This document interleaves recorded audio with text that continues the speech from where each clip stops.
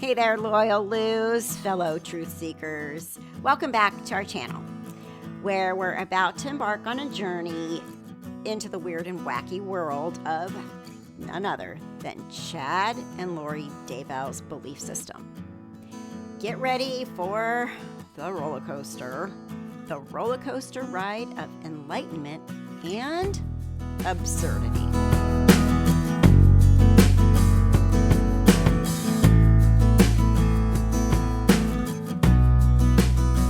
Okay, let's address the big question on everyone's minds. Well, a question that comes up all the time. And I see a lot of controversy over this in the comment section on my channel and on others. So, the big question, are Chad and Lori's beliefs... Okay, remember the cat I told you I got who wouldn't come out of the closet? Sammy, seriously? You picked the wrong time? Sammy, oh my goodness. Oh my God, stop. All right, welcome back again. Sorry, I got distracted by the cat. So, Chad and Lori's belief system. Yes, it is a wacky roller coaster ride of enlightenment and absurdity. Now, let's address that big question, like I started to say, on many minds. Chad and Lori's beliefs, are they in any way connected to the mainstream LDS teachings? Now, I feel like it's time to separate the truth from tall tales, okay? I know this is super controversial, but I want to tell you where I'm coming from with this. Me, Kathy Brooks, on Left Undone. I've never wanted to disrespect anyone's religion.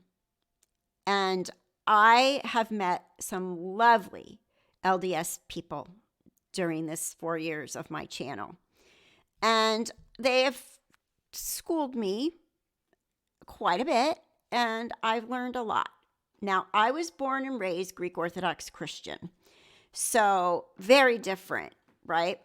Now, many may assume that Chad and Lori's ideas have some basis in mainstream LDS theology. The reality is that they have taken a sharp detour into the realm of fringe extremism. Think of it like trying to compare apples and, well, something that's not even remotely fruit related. Okay. So let's dive deeper into the murky waters of Chad and Lori's belief system. At the heart of their ideology lies the notion of light and dark spirits, which they believe possess individuals' influence and their behaviors. Only to have been a fly on the wall when they were talking about these light and dark spirits with their scratch pad. Oh, Charles, he is a D, dark. Oh, your kids? Dark. Oh, my kids? Oh, Lori, my kids. My kids are all light. I'm light. Mom, Chad, Daybell, my kids are light. Except for my wife. She's dark because I want to bonk you, Lori. Sounds good, Chad. I trust you so much because you gave me the crown of the 144,000 queen. Anyway, okay, so, yes, their ridiculous notion of light and dark spirits walking around in regular people's bodies, children's bodies, is absurd, truly. Okay, we know that if you've been following this case, you know, according to Chad and Lori, people are walking around like real life embodiments of Star Wars characters with the forces of light and dark engaged in an epic battle for supremacy. And we could just add Star Wars to Chad's list of movies that he's plagiarized from. List of movies that he's copied and made into his own stupid books. Yeah. So, wait. It gets even wilder. Chad and Lori actually believe by murdering people, children, wives, people, they're somehow, ridiculously, freeing the spirits from darkness. It's like saying you can cure a headache by hitting yourself over the head with a frying pan. Utterly ridiculous, right? Just absurd and ludicrous. Ridiculous. These people. Okay, everyone, I just want to go over my checks and balances here with this whole, are they LDS or are they not LDS? Let's start with the differences of Chad and Lori Vallow and Chad Daybell's beliefs versus mainstream LDS teachings. Like I said, Chad and Lori believe in light and dark spirits. Lori and Chad believe in the existence of light and dark spirits that possess individuals and influence their behavior. This is a concept that is not found in mainstream LDS teachings. The story reads like a movie script. Fox 10 has uncovered more documents sent from a doomsday author to the mother of 2 missing kids more than a year ago. These communications between Lori Vallow and Chad Daybell are, in a word, disturbing. Fox 10's Justin Lum joins us live with what we've learned. John, we've been researching this information for months now. What appears to be Chad Daybell's beliefs sent to Lori Vallow nearly a year before her kids just disappeared. Multiple sources tell me Chad believes he can judge light and dark spirits, ultimately at the time influencing his future wife, Lori Vallow. On the morning of October 30th, 2018, Lori Vallow receives this email from Chad Daybell. It's unknown exactly how long the two communicated leading up to this message, which reads, "Here are the family history documents you requested. The attachments include a rubric explaining how there are light and dark spirits showing levels of estates. A source tells me Chad believes people are reborn or graduate to the next level when they essentially die. The document says most LDS members are level 2 and the dark side only matches the light. Strange to say the least." How can anybody believe this stuff? The thing is when you have some of these gifts, it gets real tricky because you're not living in one dimension. You're living in multiple dimensions, and Chad's had 2 near-death experiences, so his veil is kind of open, but not completely. Julie Rose says Chad Daybell, a doomsday author himself, never brought up this system when he published her books. But by 2018, she says he changed and claimed he could see the light and dark in people. His ideas eventually reached Lori. Another attachment lists her family tree. It includes her parents, siblings, past husbands, and of course her kids. Tylee Ryan, Lori's daughter, labeled as a 4.1 dark spirit. Tylee's dad, Joseph Ryan, who died in 2018, also dark and sealed away. But Lori's adopted son, JJ Vallow, a light spirit, level 4.2. And Lori on the light side, according to Chad Daybell. His old friend says he's off base. But you cannot just go and test and say, okay, this person is a 4.1 dark. They believe murder to release spirits.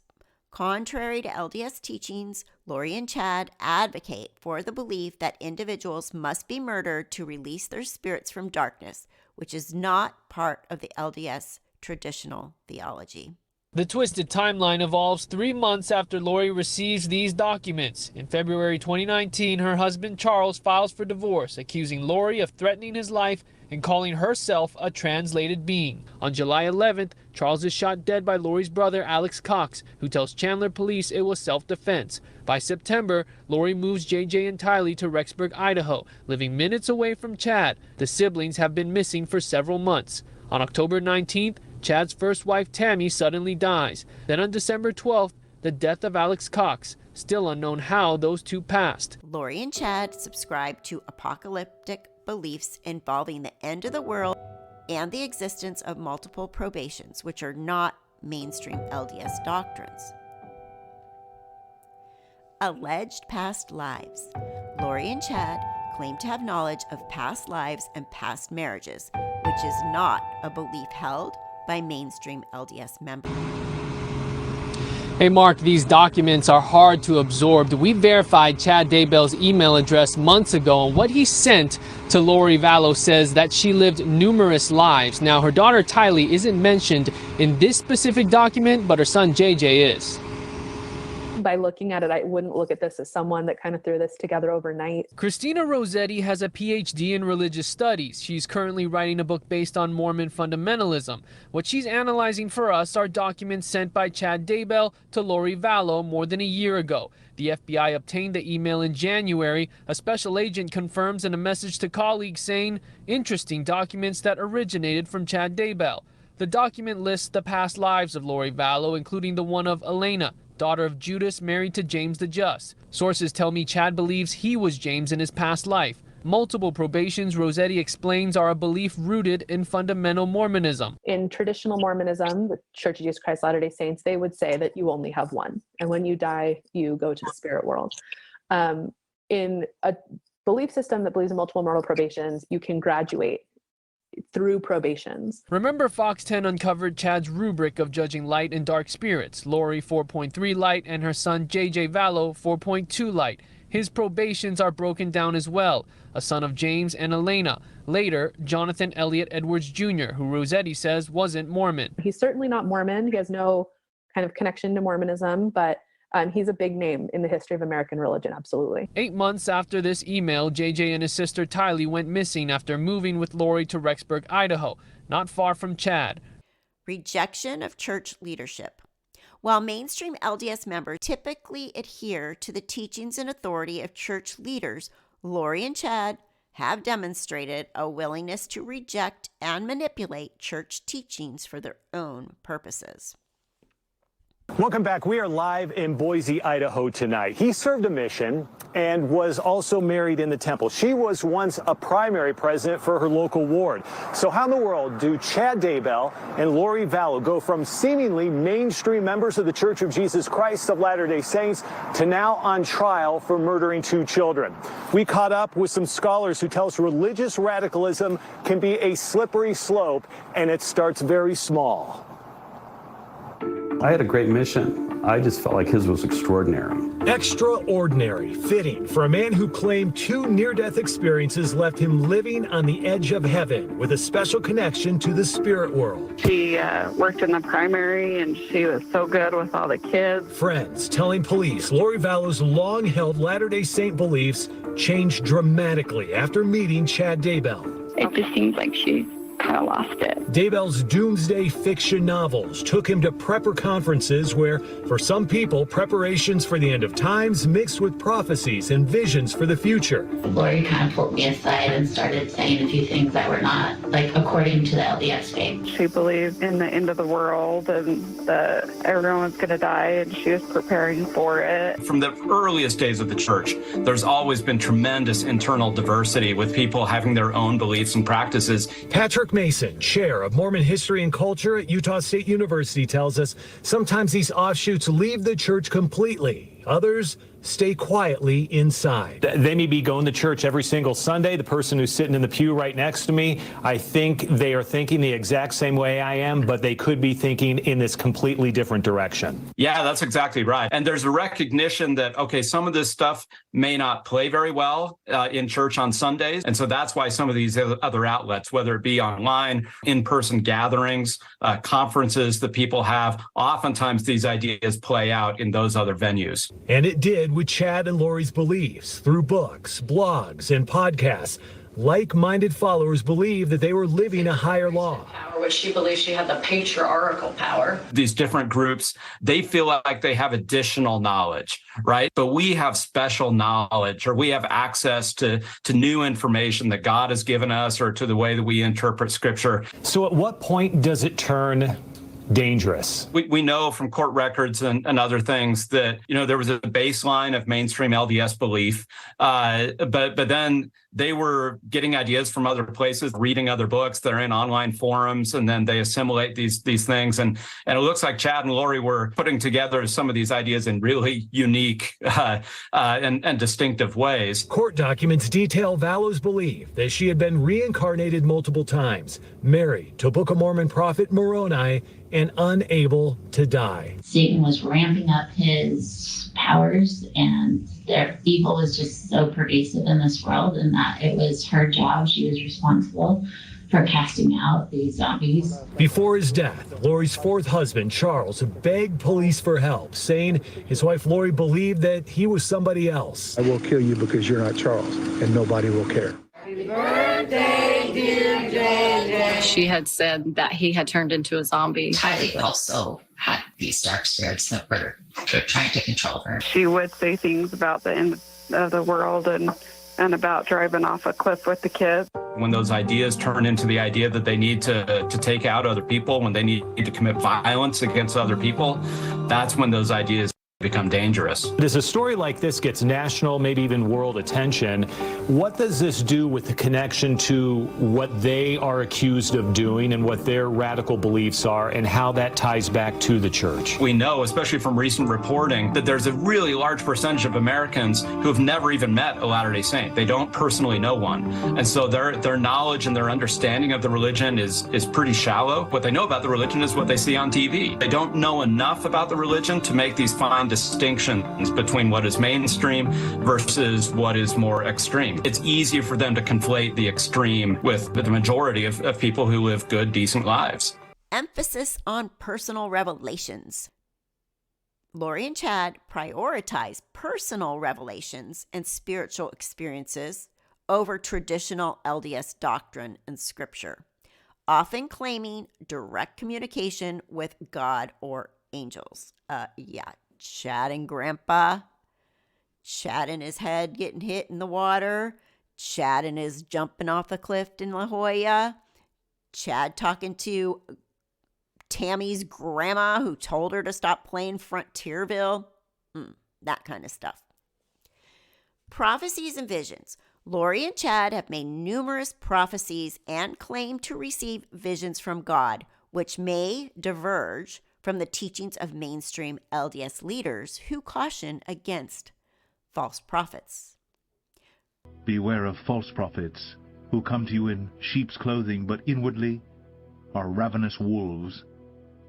You will recognize them by their fruits. Are grapes gathered from thorn bushes or figs from thistles? So every healthy tree bears good fruit, but the diseased tree bears bad fruit. A healthy tree cannot bear bad fruit, nor can a diseased tree bear good fruit. Every tree that does not bear good fruit is cut down and thrown into the fire. Thus, you will recognize them by their fruits. Not everyone who says to me, Lord, Lord, will enter the kingdom of heaven, but the one who does the will of my Father who is in heaven. On that day many will say to me, Lord, Lord, did we not prophesy in your name, and cast out demons in your name, and do many mighty works in your name? And then will I declare to them, I never knew you. Depart from me, you workers of lawlessness. Everyone then who hears these words of mine and does them will be like a wise man who built his house on the rock. And the rain fell and the floods came, and the winds blew and beat on that house. But it did not fall, because it had been founded on the rock. And everyone who hears these words of mine and does not do them will be like a foolish man who built his house on the sand. And the rain fell, and the floods came, and the winds blew, and beat against that house, and it fell. And great was the fall of it. And when Jesus finished these sayings, the crowds were astonished at his teaching, for he was teaching them as one who had authority. Remember Lori? She talked to Jesus. Jesus came and talked to her. I'll just start by saying that I am a personal witness of the resurrected Jesus Christ. I am his advocate and I am his friend, and he is with me. I know him, and it was a hard road to get to know him.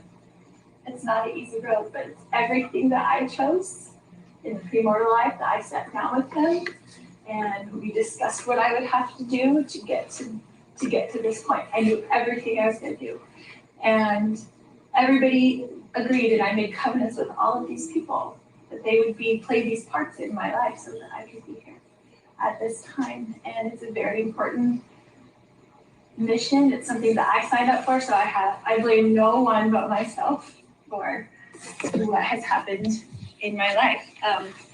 When people hear my story, they're like, can't believe that you did that, can't believe you lived through that, can't believe that you're still here. But I too, like Melanie, have had the love of Jesus Christ wash over me. There is nothing like that on this earth. It is life-changing and eternity-altering. I love my Savior with my whole heart.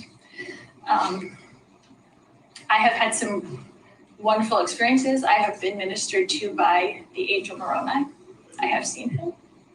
I have had lots of angelic ministry with people who wake me up 4 o'clock in the morning and tell me things to do. I no longer need to sleep very much because I'm woken up constantly by angels and giving me instructions on things that I can do to help further the Father's work. I don't know if you want me to tell the story or you don't want me to tell the story, but I feel like you do want to. Your story's pretty meaty. Yeah. Are you awake now? It's been a long journey. There was a point in my life, there's a changing point in your life, right? You're a member of the church your whole life. I always loved the Lord. There's a turning point in my life that turned me to the temple. And this is what I teach everybody. And my change of heart was to the temple. So I had been married to someone who was very awful, who raped my children. And I had divorced him and gotten away from him. And he had joined the church. He spoke in state conference. Everyone thought he was wonderful. He was very good showman of all those things. And after we were divorced, he told everybody that I was this lying, crazy Mormon and got up in court and said all these horrible things about me and turned it around to where the judges believed him instead of me. And he was constantly trying to get custody of my 3-year-old daughter and just to rub it in my face. And I went through a lot of years of this kind of hard stuff. And I was going to murder him. I was going to kill him, like the scriptures say, like Nephi killed him, just to stop the pain and to stop him coming after me and to stop him coming after my children.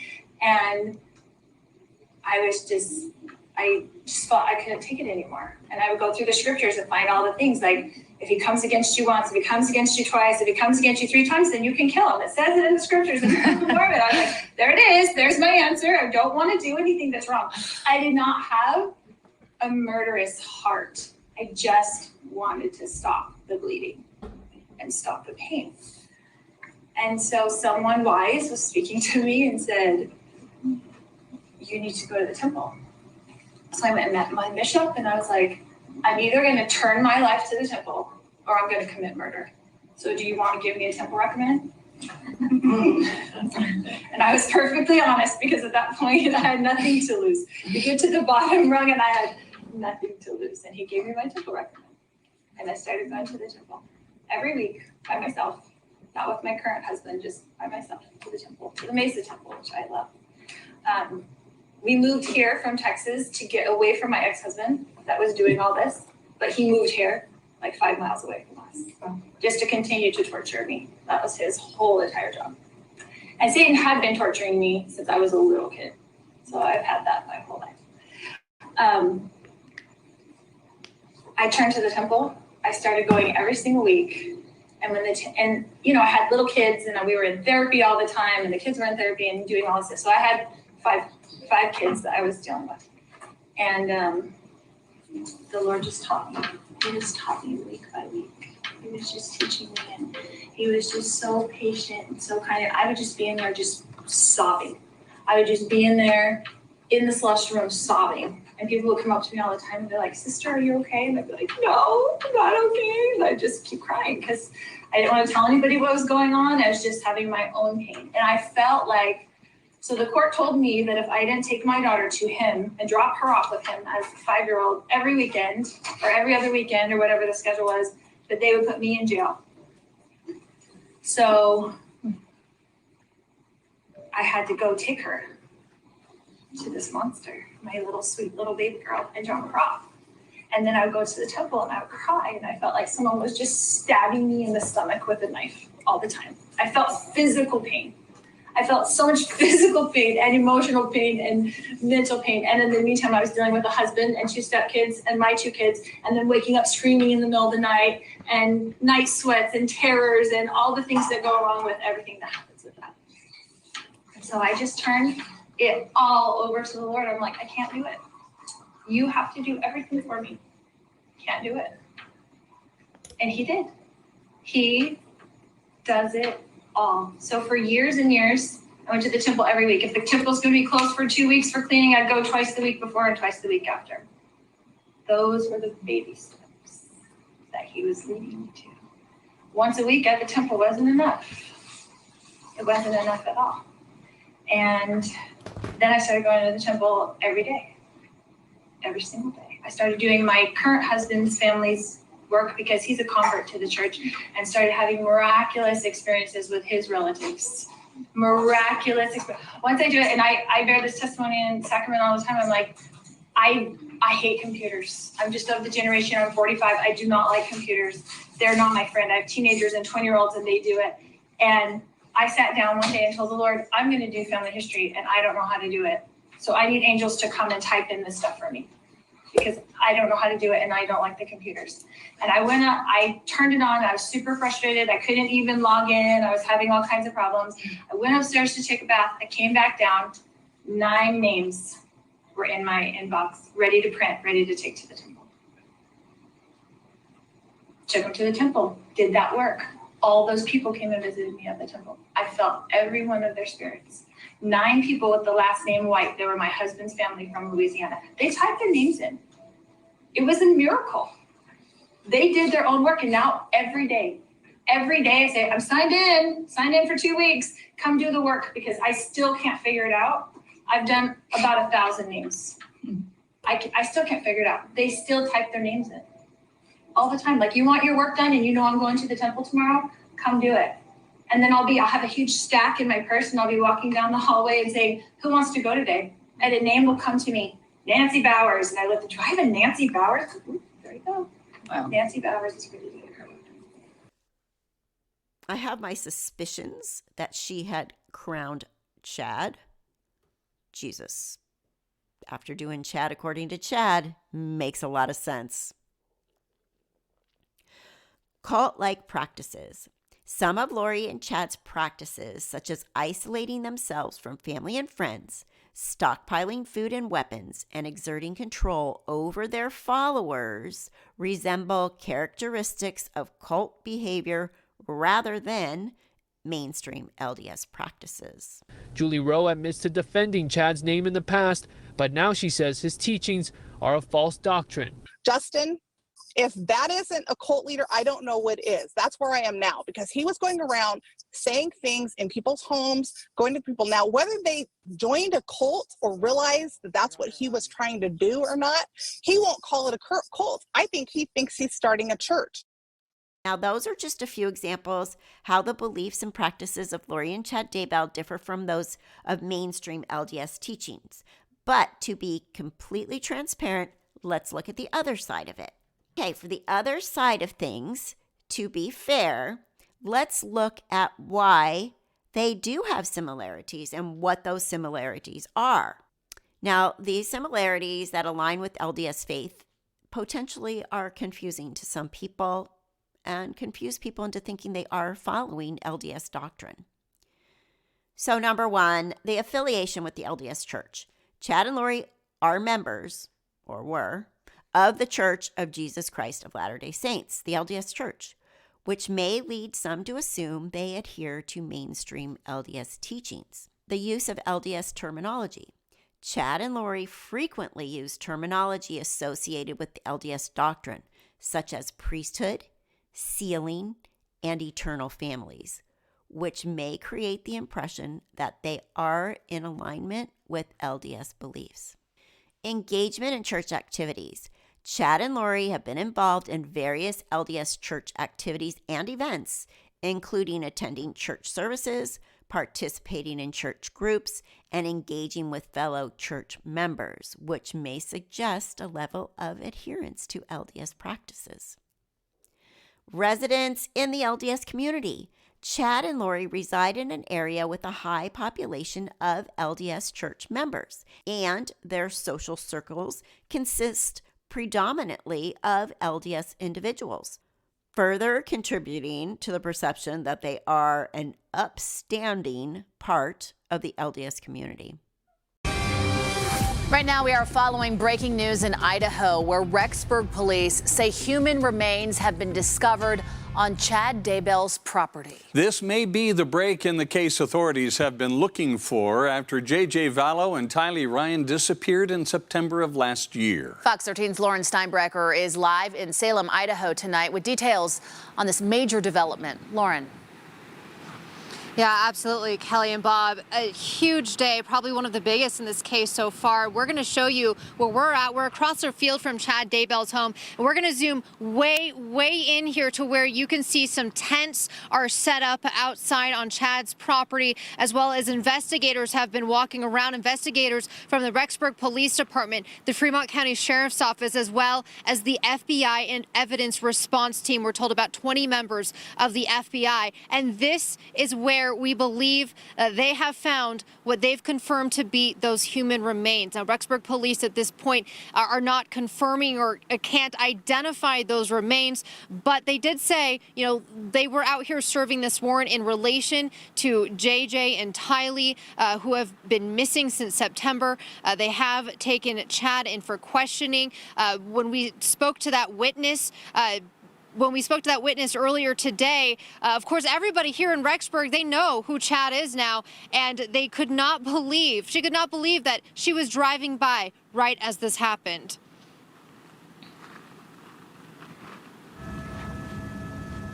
It was just weird because he came past, and then all of a sudden there's all these cops just, you know, and one of them was kind of going on the outside, kind of trying to surround him. And so they got him to pull over and got him to get out of his car.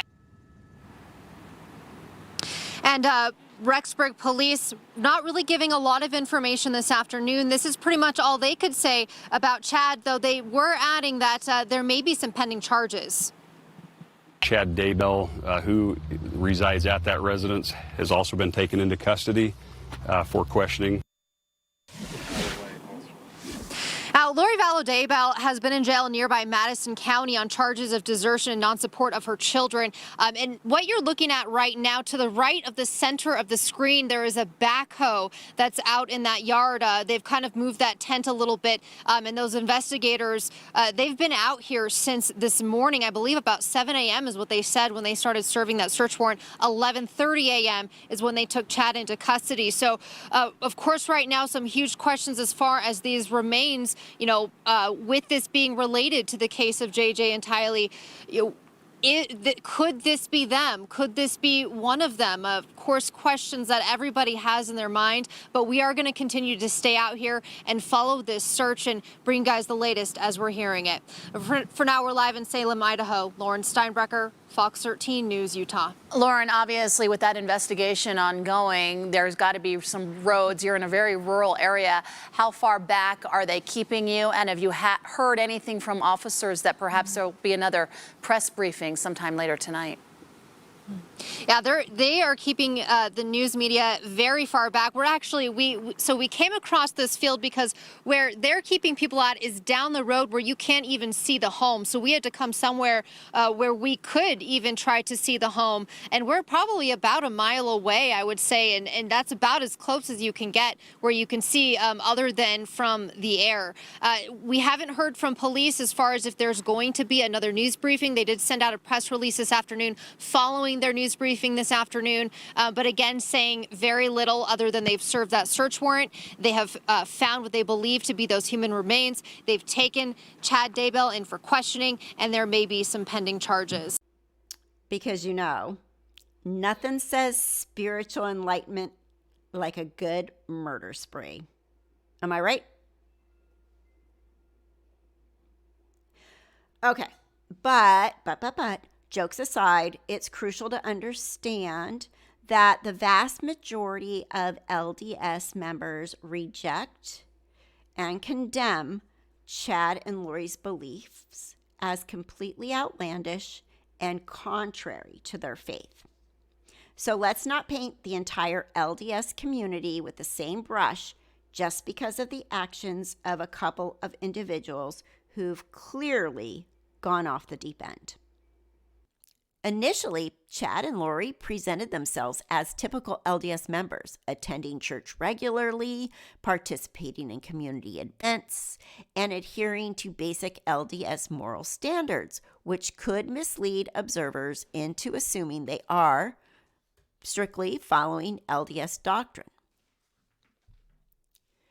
Now, it is important, I think, to be fair to the LDS community and to those that are not part of the LDS community, that these observations that I've researched are clear. I would love to hear your thoughts in the comments if you have any other feelings about this. And it's important to note that while Chad and Lori may exhibit some surface level similarities to mainstream LDS beliefs and practices, their actions and teachings ultimately diverge significantly from official LDS doctrine and teachings. So this is just a quick video where I wanted to go over how I feel about LDS versus Chad and Lori. I'm not here for a debate. I just wanted to give you my point of view on the heels, literally the eve, of the Chad Daybell trial. I still would like to be a fly on the wall when Chad throws Lori under that bus, because we all know it's coming, except for her. Don't think she realizes it. Lori's still locked in Looney Tunes town in her head. And I don't know if she'll ever come out. So that wraps up our deep dive into the bizarre and curious beliefs of Chad and Lori Daybell. Again, thank you for joining me on this enlightening journey. Until next time, stay curious and keep seeking the truth. And as I always say, stay safe and stay well. And if you're new here, please consider subscribing to my channel. We are following this case till there's nothing left to follow. I also have a podcast, Afterglow, Unveiling the Idaho Cult. And I have a travel vlog called Beyond the Empty Nest, where I am exploring as much of Greece as absolutely possible. So, for all of you again, please stay safe and stay well. I'm Kathy Brooks, and I will see you soon. Bye-bye.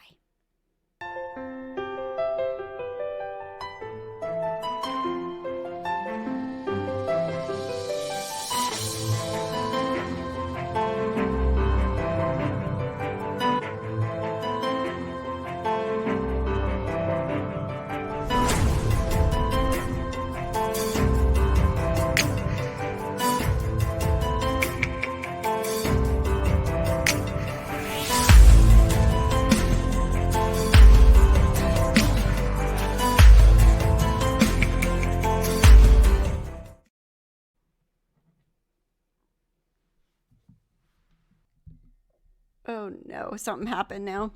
All right. Outtakes. Outtake. What happened? Oh, here we go.